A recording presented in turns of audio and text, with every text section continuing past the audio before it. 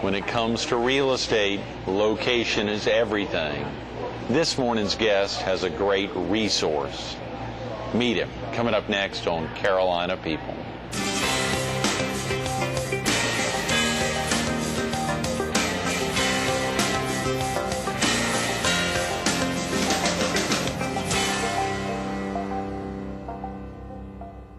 Good morning. Welcome to Carolina People. This morning we're at the family-owned and operated Ace Hardware on Kings Highway between 76th and 79th Avenues North in Northwoods Plaza here in Myrtle Beach.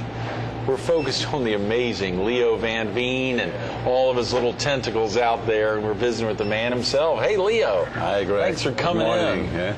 You know, all week, obviously, thinking about nonprofit activities and goings-on here in town, and then the opportunity to have you break the week up right here on a Wednesday morning. It's great to have you in. It's great to be here. What about this Ace Hardware?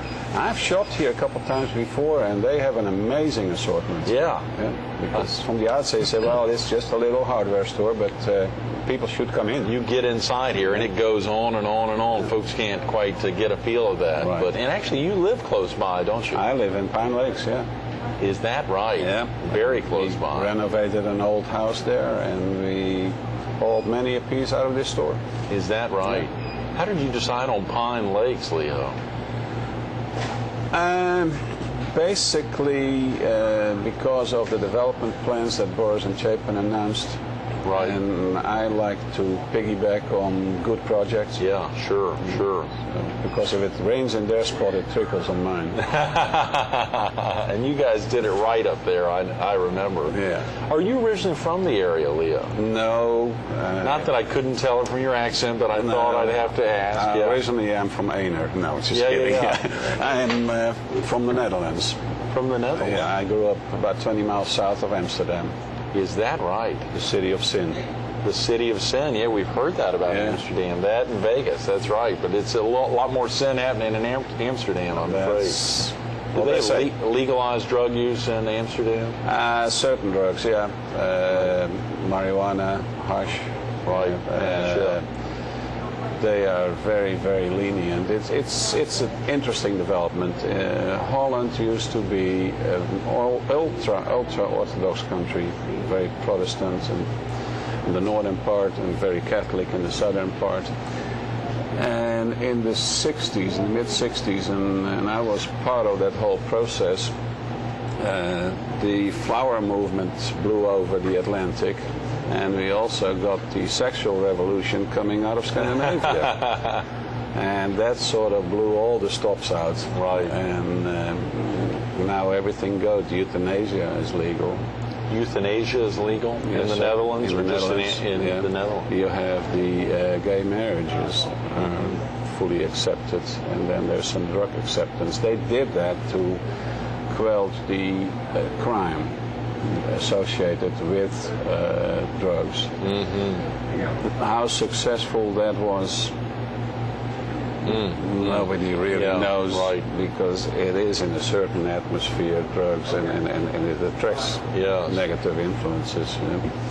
Also in 1975, we gave independence to our last colony, which was Suriname, Dutch Guyana. Right. And that is a neighboring country to Colombia, South America. And we know what that country is famous for. Oh, yeah. So half the population of Suriname fled to Holland, and they took all their connections with Colombia with them. So that is seeped in as well. That's seeped in. Wow. But you still have family in the Netherlands? Oh, yeah. I have 2 brothers who are still living, a younger sister, and I have a sister in Germany. Is that right? In my days, they had big families. So is that, are you right in the middle of right five? In the middle. You're right in the middle of 5. I was neither meat nor fish. And you've got some family down in the, still in the islands down. Of course, that's a little later in life. But, I still have a daughter and 2 grandchildren in the island of Aruba. Of Aruba, yes. Growing up in the Netherlands, did you always think you were going to get out of there and end up on this side of the world, or did you ever contemplate just staying there like your 2 brothers?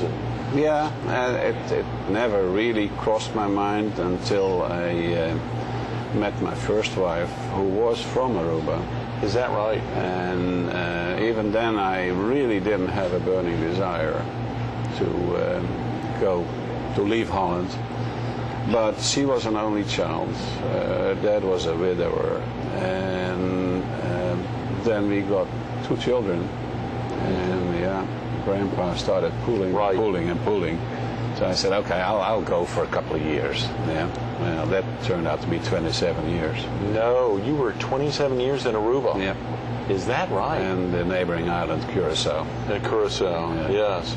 I don't think I knew you were down there that long, Leo. Oh, You yeah. kept your youth. Yeah, I'm Yeah. trying to add all those together. I spent about the first 30 years in Holland, the second almost 30 years in the islands, and hopefully the last 30 years, if I get that all, here in the Palmetto in the State. US of A. Yeah, And of I love course- it here, Greg. Yeah, I know you do. And your now bride, of course, has ties to Brunswick and New Hanover County. Yep. And then, and y'all met in what year? You and Peggy met. We met in '84. Is that right? Yeah.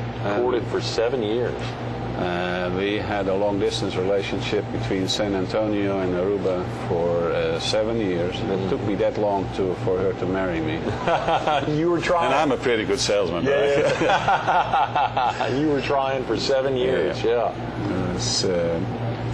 And then we got married on 1/1/91. Right. People right. always ask me, how long have you been married? And I say, well, it's 16 years, 7 months, and 22 days, because it's a cheap trip. Oh, yeah, sure. An easy one to remember. I love it. Yeah. I love it. How did you and Peggy meet, Leo? We were both in a place where we were not supposed to be. Ooh, wow. But it's all above board. And I was in the hotel business then, and I ran a resort. And there was a tour operator from Dallas who wanted to start flying charters into Aruba direct. Right. And I was the secretary of the hotel board in those days. In The Aruba. local hotel board Yeah. there in Aruba. Yeah. Really? Great. And so we had a meeting with that lady, and she says, we need help, I need promotion, can some of your hoteliers come over, and the Minister of Tourism, if possible.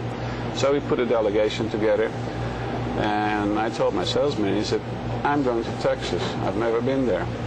And you run the hotel, well, I'm gone for a couple of days.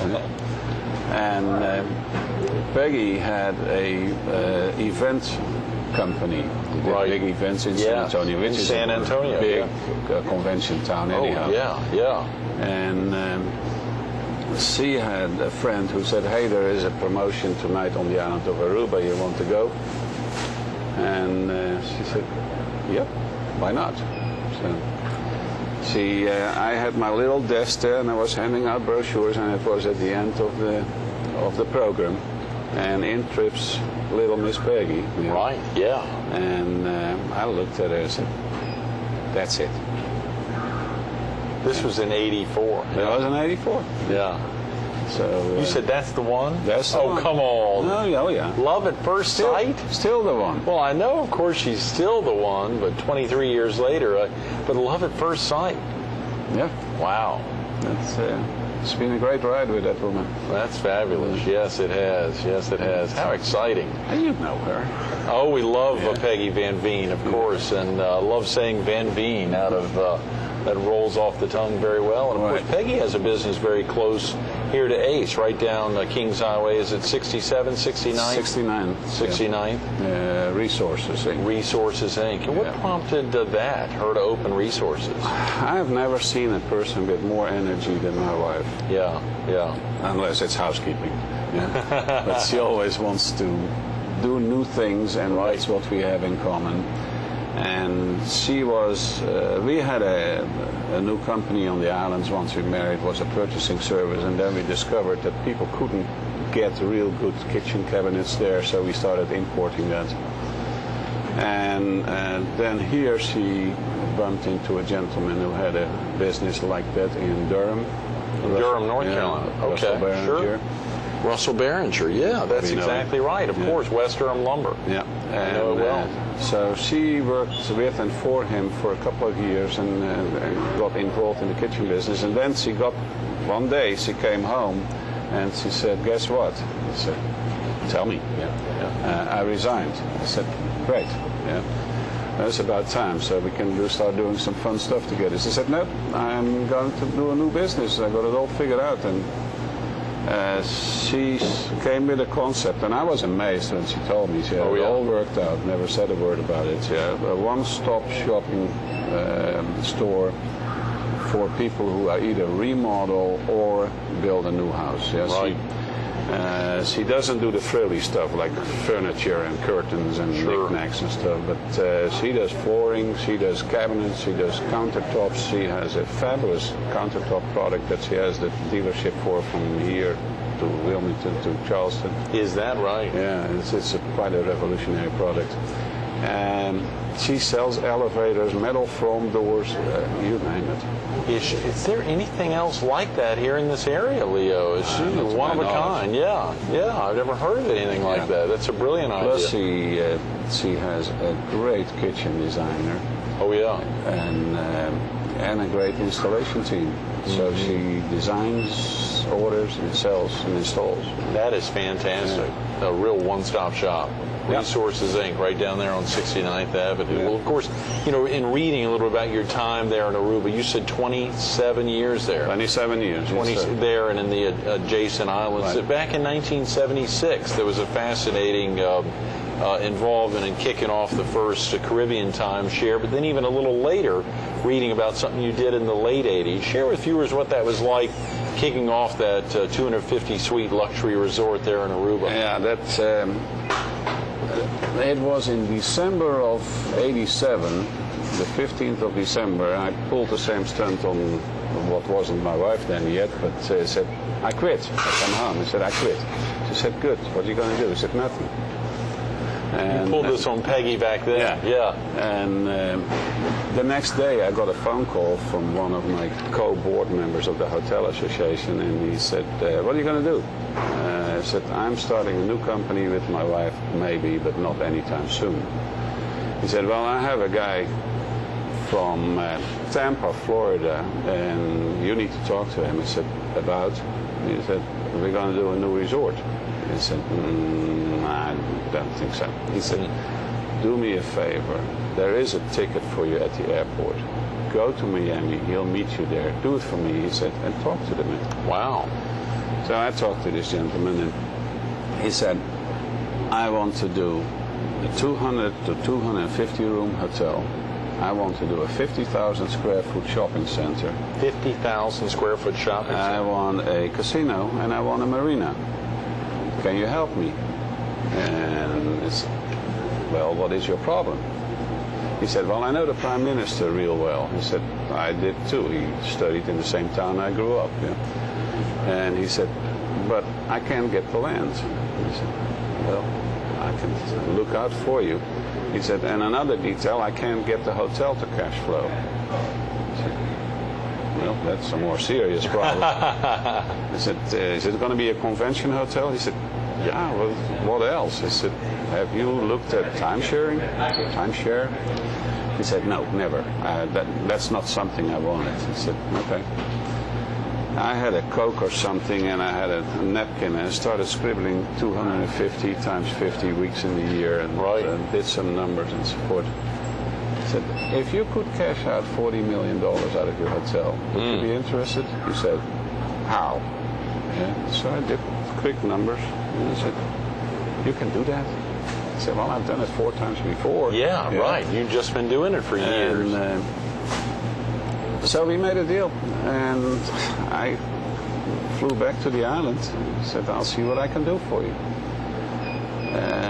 The next day, I had a beer with the Prime Minister of the harbor side. Now, Prime Minister in Aruba is the same as me having a beer here with John Rhodes, who is also a dear friend. Right, okay, yeah, sure. And, and I told him, I said, I need about 8 to 10 acres to do all this. And he said, oh yeah, I know Bob's plan, but we are out of land, we don't have it. I said, how about that corner in the harbor that we're looking at there? He said, well, it smells like hell. Yeah. If we fill that up, and we're going to have a downtown beach resort. Yeah. And he looked at me, he said, you Dutch are all nuts. And he said, and you always want to fool around with the ocean. I said, yeah, that's what we do. Now, I'll cut this short. We've done $2 million of sand in the harbor. Is that right? And we had our 8 acres. And we had a downtown beach resort, which was a great success. It was built on the sand right there. Right on the sand. After you filled it some in. pilings in it, and put a hotel and a casino. Yeah. That is tremendous. And, it's still there now. Oh, yeah. Yeah. It's now called Renaissance Hotel. Renaissance, is that right? And what does that feel like, Leo, to have been a part of something literally from from a hotel napkin? To have been a part of something before it was ever even in anyone's eye? It was exciting in the beginning because it was a tremendous success from day one. Right. I talked the developer into, he said, the big bottleneck in timeshare then and now is the weekly maintenance fees. Right. Yeah, they're approaching regular hotel fees, hotel rates. So why don't we take 49% of the revenue from the shopping center, the marina, and the casino, and sell a timeshare without a maintenance fee. Wow. And that worked like a dream. Yeah, I mean, we sold the stars out of the sky. Is that something they're doing now in the industry? Have they followed that model at all, or? Not to my knowledge. Okay, right. Because greed still prevails. Yeah. So you physically did the first one, or were involved in marketing the first one back in 76? 75, 76, So you had a 12-year span there of working in that industry prior to helping this guy there in Florida put this together. They called me Mr. Timeshare on the is that right? Is that your nickname, Mr. Timeshare? Yeah, well, it's easy to be king on the land of the blind, right? Oh, well. You also, of course, I think I saw, Leo, do you have proficiency, fluency in more than one language? Yeah, well, I grew up, of course, speaking Dutch. Speaking Dutch, right. Then under the Dutch school system, then in second grade, elementary school, you got 45 minutes of French every day. French daily, okay. Then in third grade, they added 45 minutes of German, and in fourth grade, that was English, because for us that was an easy language. Right, I said, well, whatever. Yeah. So we were immersed in 3 languages, including throughout the whole school career, because that continues throughout university and everything. Is that right? In those days, yes. And we had to, because the Dutch are known as the Chinese of the West. We are traders, and we go everywhere to make a buck. That's why I'm here. Yeah. But, and our neighbors were England, Germany, and France. So we had to speak those languages. Then when I went to the islands, and I studied German in the university, that was my main thing. Sure. It doesn't help me a lot now, but... Right. But it was important down there, sure. Then in the islands, the local language is papiamento, which literally means speaking. And we had a lot of Spanish influences there, because we were only 14 miles away from Venezuela. Papiamento, is that recognized by the UN? Do you know? I don't know by the UN. But I'm just wondering, it's a very simple language. It has no past or present tense. It has no singular or plural. And it has a lot of English words and Portuguese words and some Dutch in there. Is that right? Yeah. Papiamento, that's interesting. And then, of course, I picked up some Spanish, and through papiamento, some Portuguese and some Italian. Is that right? I can make. But strong fluency. I'm not saying I'm fluent in Portuguese or Italian, but I can make myself understood. The original 4, though, you'll never forget them. Yeah. I always say there's only one difficult language. Oh, and is that the one? The second one. French? No. Oh. The second language you learn is tough. Okay. Like you grew up speaking English. Right. If you now were fluent in Spanish, I don't know if you are or not, that would have probably been difficult for you. Yes. For me, the second was French. Was French. Right. And once you're fluent in 2 languages, there's something happening in your brain, and it makes it easier to pick up a third and a fourth, because there are so many similarities between languages. That's interesting. I would have thought it would make it more difficult. No, it isn't. That's fascinating, It Leo. isn't. Is Peggy fluent in these languages as well? Peggy speaks 2 languages. Is that right? Yeah, that's English and the language of love. Of love. Yeah. Oh, that'll get you some pointers. Oh, yeah. Good for you early on a Yeah, Wednesday or in the morning. doghouse. Yeah, or maybe in the doghouse. That's hilarious, Leo. Now, these days, of course, you and Peggy decided to get out of the islands for the most part, sold your business down there, and decided to make the Palmetto State your home. Yeah, that's an interesting story, though, because Peggy's parents were pushing 80 when we visited in '95. Right. And they were good people. I got along with them well. Her dad was one of the first TV personalities in Wilmington in the 50s and 60s. I didn't know that. Yeah. And I've heard Hilda talk about that, yeah, but I didn't know that for sure. Yeah. And so we had a good time with them. Peggy said, "Can we live here a couple of years?" They said, "Yeah, that's fine. I'll just commute." Well, that is a commute from hell, from Myrtle Beach. Because I had never been to Myrtle Beach. Peggy had to do something here with the pottery or so. And I looked around and I saw Broadway, the beach just starting. Right. And I saw the Air Force Base and I talked to some people there while she was doing her business. It said, "Oh my God, this is Aruba." 11 years later. We had a big upset in the islands. In 1984, we had a huge Exxon refinery and 40% of the population worked there, and it closed. 40. Wow, entirely. Yeah. And so then we had all sorts of emergency meetings, and we even got locked up on a small island for a whole weekend with the government, see where are we going with this. And we decided to go, what was then 2,000 hotel rooms, try to double it to 4,000. Right. Well, we wound up with 8,000, and that came with interesting problems as well. Yeah. So I thought, Myrtle Beach, that's going to boom. Right. On the way back, I picked up a Sun News when I bought gas, and I threw it in Peggy's lap, and I said, "Find us a place to live here." Yeah. She said, "Myrtle Beach? Redneck Riviera?" Right. I don't think so. No chance, yeah. And but then Pa and Ma, they were started supporting that idea, and yeah, we wound up here, and she is happy as a lark here. And Oh so yeah, am I. absolutely. And it's not a Redneck Riviera anymore. No, that it's not. Developments like the old school one that you've moved into, and that's gotten fixed up, and other amazing developments like the Barefoot area or Grand Dunes or some of the stuff on the south end. I tell you, that all along the waterway of magnificent developments there. There are, and I was involved in 4 of those. Is that right? Yeah, in land you sales. have kept your, we've just got a couple of minutes, Leo. You've obviously kept your, I think I saw your license by both the North and South Carolina Real Estate Commissions. Yeah. You hang your hat with a friend, is that correct? If people wanted to. My partner Jim Smith, who owns All Team Realty, I work with him. I have my own real estate company, Location Inc. Location. And we're starting a new project. The market is very, very soft at the moment. So we're going to build a little over 100 homes on Highway 905 in the $200,000 Great. range. Good. On Highway 905, yeah. Right. And we have a nice tract of land there. And good. We are breaking ground as you and I speak.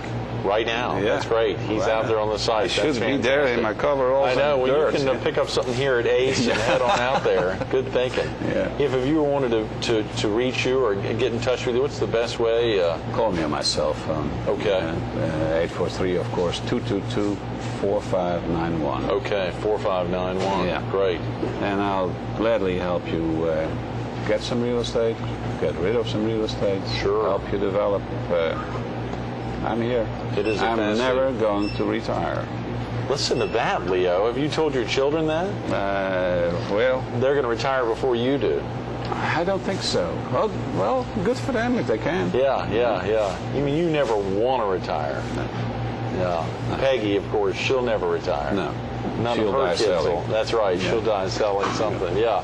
Yeah, they're at Resources, and that's such a tremendous location. I remember the opening party a year or two ago as she had a big crowd out there, and of course she's done so many spectacular things. Are her parents still living, Leo? No, they passed on. Neither of them. Are yours? No, my parents died a long time ago, at a young age. Yeah, I'm sorry. Any thoughts you'd ever get back to the Netherlands much?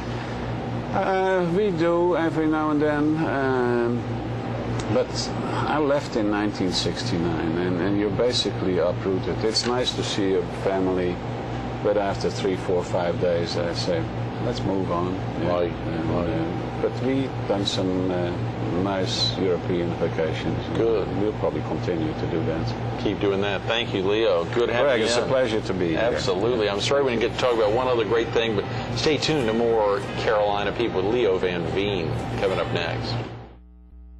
If you want your own, you heard Leo say that. Actually, you missed it. It was off camera. It was a great one. If you want to pick up your own lesson in broken English, pick up the phone, 222-4591, 222-4591. But the excitement there, heard him talk about leaving the Netherlands in 1969. Think of that. That's almost 4 decades ago, and the experiences that have transpired over the last almost 40 years. Down in Aruba, and of course, this last decade here. You heard him talk about the opportunity to end his life many, many years from now right here in the Palmetto State, making a difference every day.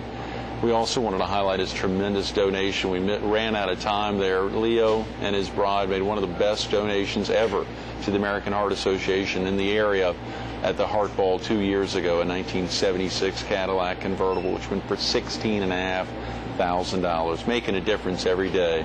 Leo Van Veen.